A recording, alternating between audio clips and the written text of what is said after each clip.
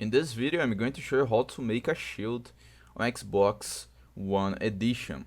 It's a very quick and easy process, so make sure to follow along. First, I will point out that I'm not showing the process on my Xbox, but it's the same process if you are on Xbox, on your phone, your computer, doesn't matter the version of Minecraft.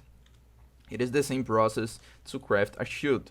So to craft a shield you need to have iron and planks, okay?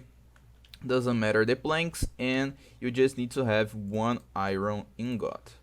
So come on into your crafting table, put the iron right here and make like this with your planks to craft a shield, okay? And that's it, you crafted a shield on Minecraft Xbox One Edition, okay? I hope I helped you on how to craft a shield on Xbox One Edition. So if this video helped you in any way, hit the like button and subscribe to our channel to receive useful tips.